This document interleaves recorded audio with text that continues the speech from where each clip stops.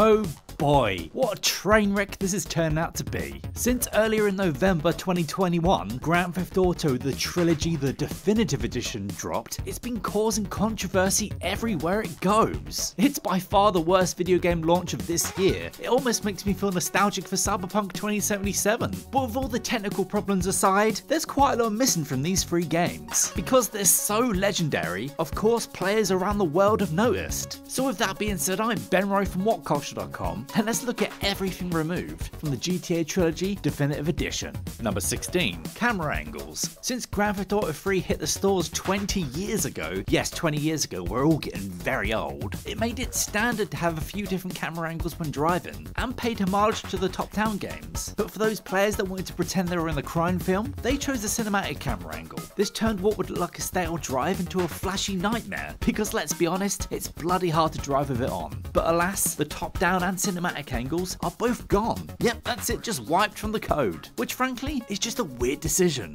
Number 15. Removed songs. Billie Jean is not your lover, and she's not in Grand Theft Auto Vice City anymore. Yep, that's right, the iconic Michael Jackson song is gone, along with a wide swath of other legendary hits, with Video Killed the Radio Star being the one I'll miss the most. But because music licensing is a nightmare, that's gonna be why these aren't here. Yes, Rockstar is one of the biggest game publishers in the world, but even they at some point have to put their foot down, and the record labels were probably just asking a bit too much. Number 14. CJ's muscle definition.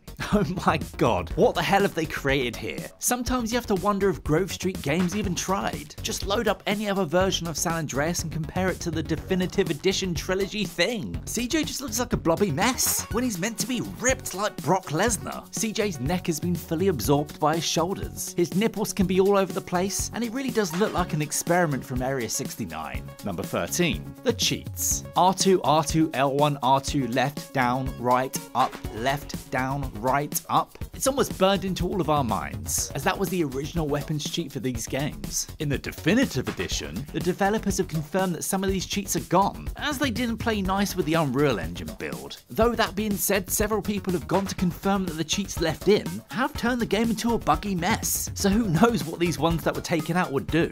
Number 12. The fog. When Grand Theft Auto San Andreas first came out, it felt absolutely massive, and the developers over at Rockstar used a time-tested trick to make this game feel even bigger, and that was just throw a lot of fog in there. But in the Definitive Edition, the fog is all gone. You can see the entire map, and it really makes the whole thing look kinda small. Number 11. Decent character models. Seriously, what the hell happened here? Just look at that picture of Candy Sucks that's floating around the internet, and you'll get where we're coming from. And then take a quick look at Asuka from GTA 3. Why on earth are her eyes popping out of her face? Did no one go back and check this game? CJ's girlfriend Denise seems to have just given up with life. And then there are so many other character models in general, with gangly arms, massive traps, weird necks, and broken animations. This really is diving into Cyberpunk 2077 territory here. And look, at least that was a new game from the ground up. These are games that are at least 15 years old, with GTA 3 being 20 this year. Grove Street Games, Rockstar, and whoever at Take-Two should have never approved this. Number 10. Normal rain.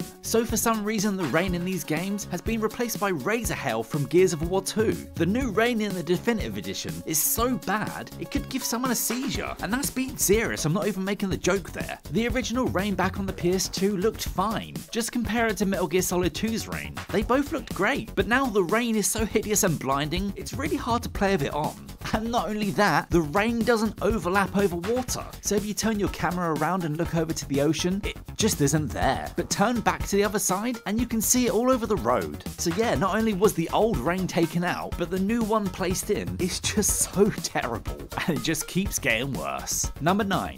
The textures, the floor, and sometimes fences. Something has gone very, very wrong with the Definitive Edition. Now it's clear that not many people looked at this game when it was finished, as Grove Street Games just ran an AI over the whole thing, which meant that a lot of this game was made by automation and dreaded algorithms. Now that's fine to try and save some time or money, even though Rockstar doesn't really need to save money when GTA 5 has been the best-selling game for almost 10 years now. But still, I digress. Why didn't people check any part of this game? Look at some of the signs and they're clearly spelt wrong. Look at some of the floor and you can still find some old textures from the PS2. Sometimes the grass isn't on the floor, but instead floating away. And then in San Andreas, that entire bridge is just missing.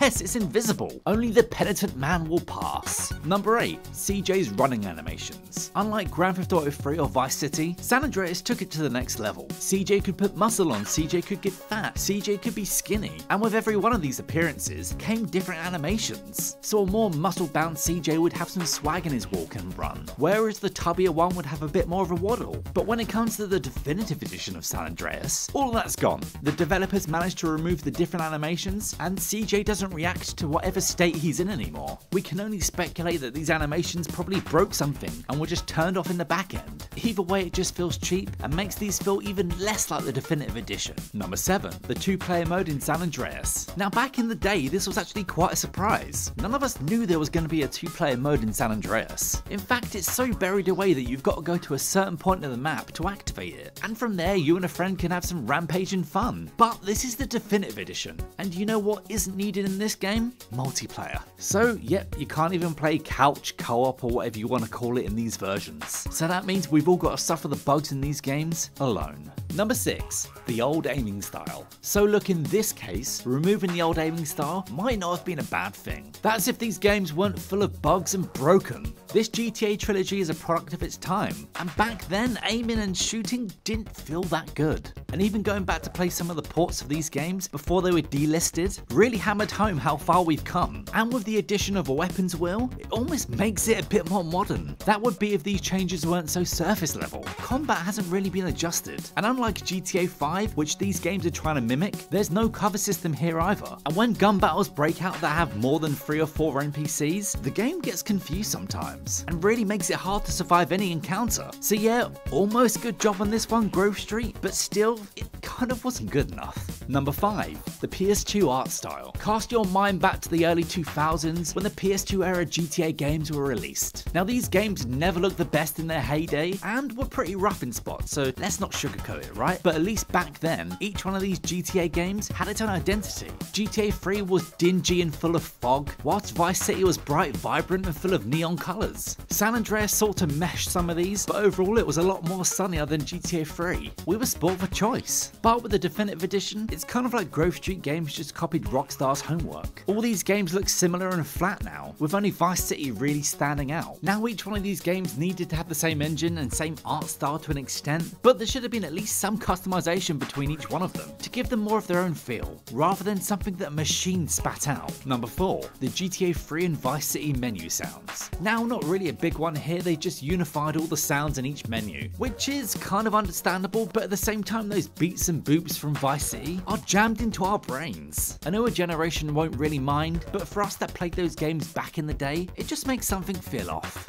Number 3. GTA 3's Ghost Town. Now something that everyone who's a fan of these games should know by now is GTA 3 had a ghost town hidden way beyond the mountains. Thought to never be accessible by the devs, they hid the location where the opening cutscene took place. But for those who mastered the ridiculously hard dodo, they could fly over to this ghost town. But not in the definitive edition, of course. Now that whole thing's gone and there's a blobby mess in the background instead. Number 2. Sturdy vehicles. There's something really weird up with the definitive edition vehicles. Now GTA vehicles were never sturdy in the first place, but sometimes these vehicles go crazy. Not only do they explode much quicker now, making everything more fragile, but certain vehicles have glitches attached to them which are just weird, like riding a quad bike in certain places in San Andreas will cause the camera to zoom straight into CJ's face, meaning the player doesn't know where they're going and they're just looking at CJ's dead eyes as he's waiting to pretty much crash and die himself. And then one of the weirdest glitches of all time is in GTA 3. Take a car and wiggle it side to side,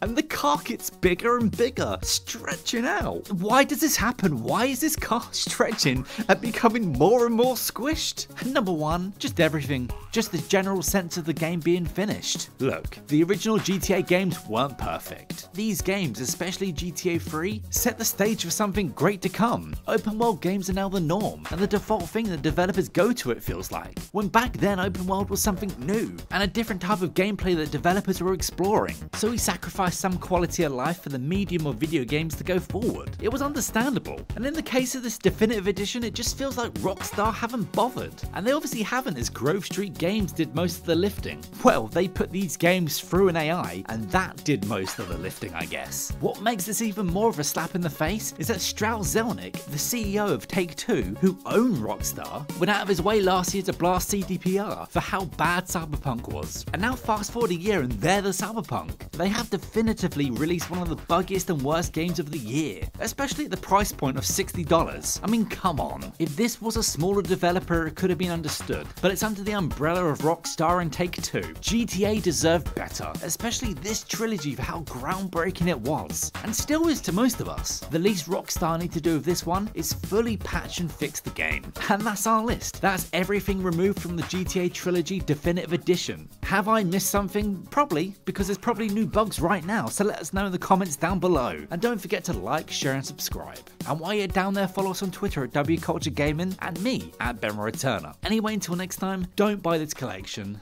No more games.